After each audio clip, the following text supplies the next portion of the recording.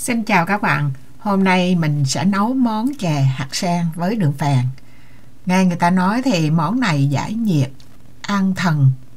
Mình thì chỉ biết là hạt sen mà nấu với đường phèn với lượng vừa phải thì mình ăn rất là an tâm so với các loại chè ngọt khác. Bây giờ mình mời các bạn theo dõi. Mình sẽ xài 200g hạt sen khô. Hạt sen này bạn nhìn lên đó, bạn thấy nó không có đều. Hạt thì to, hạt thì nhỏ. Cho nên nấu thì phải kỹ để lựa ra. Mình sẽ ngâm với nước ở nhiệt độ phòng là 4 giờ đồng hồ. Mình thấy ngâm như vậy nó cũng tốt để cho mình biết cái hạt nào hư, hạt nào sao thì mình lựa nó ra. Sau 4 tiếng đồng hồ thì mình lựa ra xong, mình coi thử là cái nào còn sót cái nhụy á, không cái tâm chứ, cái tim đó, mấy cái hạt đó nó hư đó.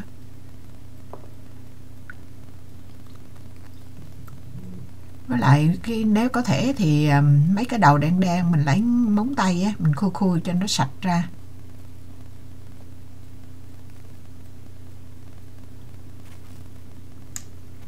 Nếu mà họ làm kỹ thì không còn cái màu xanh, tại vì cái màu xanh đó nó nằm ở tim ở trong á, mình gỡ ra mình mới thấy. Rồi bây giờ sau khi ngâm xong rồi mình phải xả rửa cho đến khi nào mà nước nó trong veo mới được. Tại vì ra cái vỏ lụa chung quanh cái hạt sen nó nhiều khi hạt gạo không sạch hết, thì nó còn có vỏ lụa đó, mình nấu không có nước nó không có đẹp. Thành ra mình cứ chà sát cho đến khi nào mình thấy cái nước nó trong, nó không còn nâu nâu nữa là được.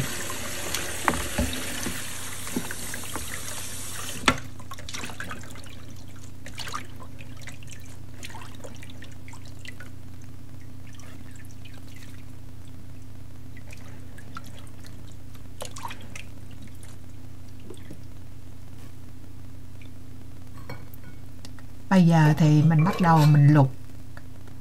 Mình sẽ cho vô nồi 3 cốc nước.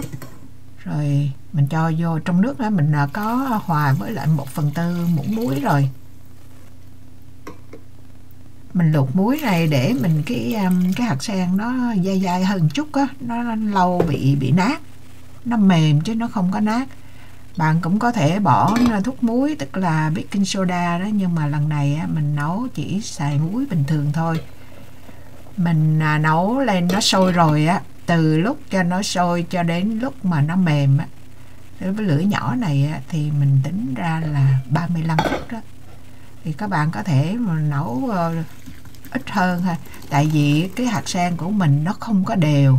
Bạn ngó này có những cái hạt á thì nó to, có hạt thì nó nhỏ, có hạt thì nó đã nở tà le rồi, có những cái hạt thì còn nguyên hạt đó. Ngó kỹ, mình lấy ra mình để nguyên nhẹ nhàng, để nó qua cho nó ráo thôi, chứ mình không có xối lại nước lạnh. Bởi vì khi bạn mà xối lại nước lạnh á, những cái hạt mà nở tà le như vậy nó mất chất bột của mình giữ đó. Bây giờ nói qua phần đường phèn. Mình sẽ xài là như là 200 hạt sen khô thì mình xài 3/4 cái đường á, tức là 160g đường phèn. Đường phèn này là mình làm đó, bạn thấy tròn tròn, mình bỏ ra, mình nấu nước đường vàng á, cái mình để đâu cỡ chục ngày á, cái nó lóng xuống nó ra. Cái này là làm accident thôi, mình cũng, nhưng mà từ đó mình căn cứ mình làm ra được cái đường phèn. Còn có hộp đường phèn kia thì mua. Bây giờ mình bỏ cái đường phèn này vô, mình nấu với lại 500g nước, tức là 2 cốc nước á, cho đến khi nó sôi lên hay là nó thế nào mà đến khi mà cái đường phèn nó tan ra là được. Lúc đầu thì mình định nấu riêng ra rồi mình lọc nó để cho cái nước nó trong, nhưng mà mình nấu xong mình thấy nó cũng trong veo rồi, thành ra cũng khỏi cần lọc nữa. Đó, nó trong vậy thôi, đâu cần lọc gì nữa.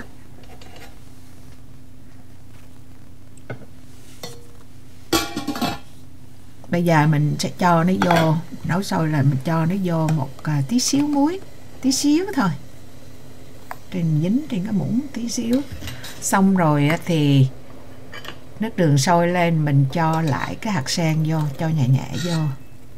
Hạt sen này là để chín rồi đó, bạn có thể ăn được luôn rồi đó, nhưng mà bây giờ mình để cho vô để đường cho nó thấm nha, sơ vô. Rồi mình sẽ chừng đó nước nó không có đủ á, nước đường mà thì mình đổ vừa nước thôi chứ không cần đổ nhiều. Rồi nấu xong tan rồi thì bây giờ mình nấu chè thì mình thêm nước lạnh vô. Mình thêm cỡ là, tại vì nếu mình không thêm chừng đó nước á, là nó rất là ngọt luôn. Mình thêm vô 500g nước nữa, tức là bây giờ mình có được 1 lít nước. 500g nước đường rồi 500g nước lạnh vô là mình có 1 lít nước đó. Mình nấu nó sôi lên, rồi mình dặn lửa thấp cỡ 10 phút là đường đủ thấm vô rồi.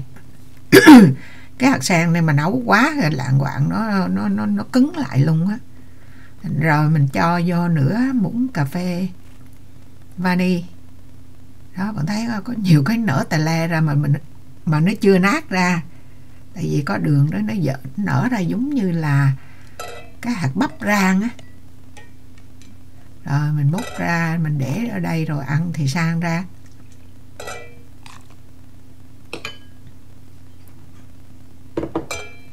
Thôi cũng được 4 ly á.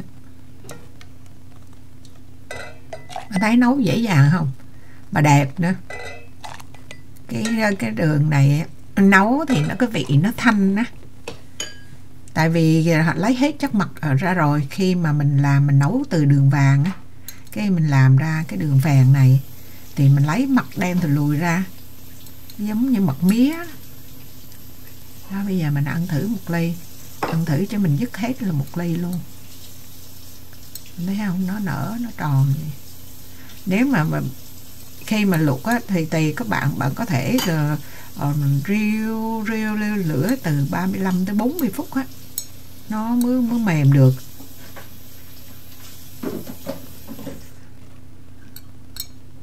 Rồi chỉ có vậy thôi. Mình không ngờ nhà mình nó hay có hột sen lắm, nhưng mà mình hồi trước đến giờ mình làm YouTube cũng lâu, mình chưa có món chè hạt sen, ngộ thiệt. Và bữa nay mình mới để ý, mình chưa có thôi, mình nấu ra mình để, tại vì có lẽ là nó đơn giản quá.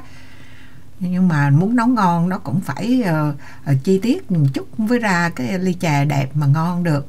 Cái vị ngọt vừa phải, chứ ngọt quá, cái chè này mà ngọt quá là ăn mất cái vị thanh của nó đó.